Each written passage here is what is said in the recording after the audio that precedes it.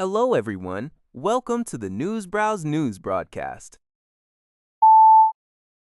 A British Columbia member of the Legislative Assembly, Mable Elmore, is urging organizations that received funds following the Lapu Lapu Day tragedy to return any unused money to the victims and their families. According to Global News, Elmore, whose riding is Vancouver, Kensington, where the incident occurred, sent a letter to United Way BC outlining her concerns. The Thousand Strong Fund, launched by United Way BC, raised over $2 million after the tragedy, which killed 11 people and injured dozens. A significant portion, over $1.5 million, was distributed to nearly 40 organizations, with an additional $500,000 going to the festival organizer. However, victims have reported not receiving the financial support they expected and continue to struggle. Elmore emphasized the need for ongoing help and urged United Way BC to facilitate the return of any leftover or unspent funds from recipient organizations for direct disbursement to those affected. The one-year anniversary of the Lapu Lapu Day tragedy is April 26. Global News has reached out to United Way BC for comment. A preliminary report from the U.S. National Transportation Safety Board, NTSB, has detailed the communication failures that preceded the fatal Air Canada Jazz aircraft crash at LaGuardia Airport. According to the report, the operator of one of the responding fire trucks heard a radio transmission of "Stop, stop, stop," but only realized it was meant for their vehicle after they had entered the runway. The transmission was relayed by another truck driver who had spotted the approaching aircraft.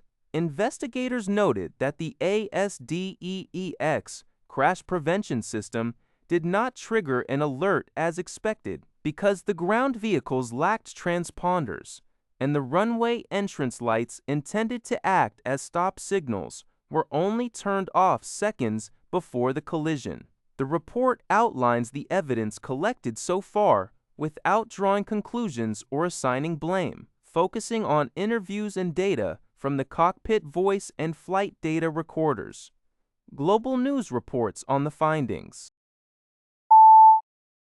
York Regional Police have charged 43-year-old Kemoy Clark of East Gwillimbury in connection with a human trafficking investigation. Police allege that between 2012 and 2019, the suspect sexually assaulted, trafficked, and exploited the victim in the sex trade across various locations in Vaughan and Ontario. Clark is also known to use multiple aliases, including Jody, Capodonna, Chris Clark, and Jay. Authorities have released his photo and are urging anyone who may have been affected by his alleged crimes or has further information to come forward.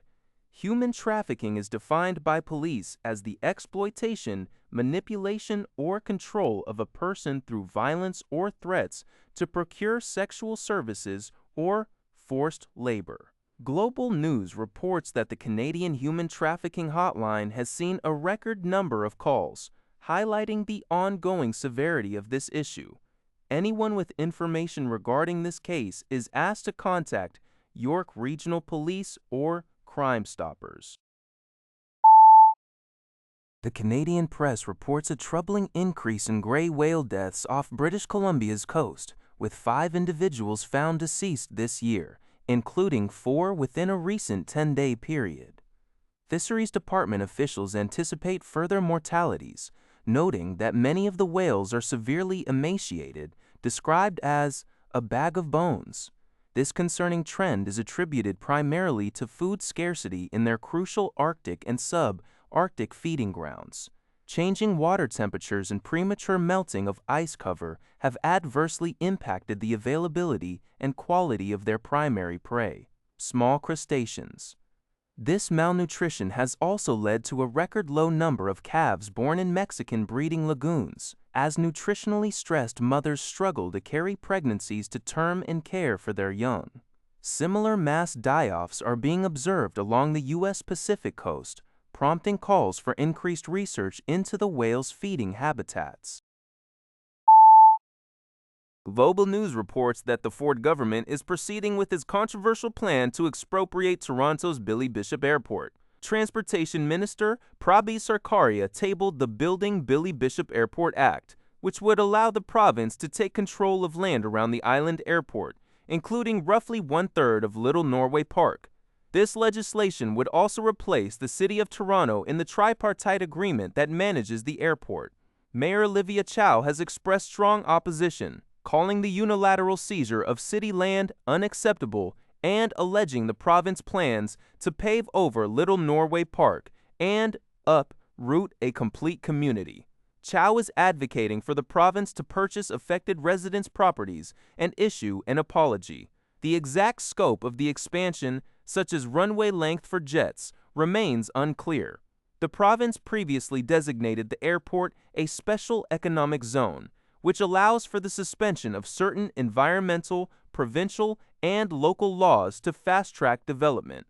A move Ford insists will not negatively impact the environment and has federal government support. That's all for this video. Thank you for watching. See you in the next video.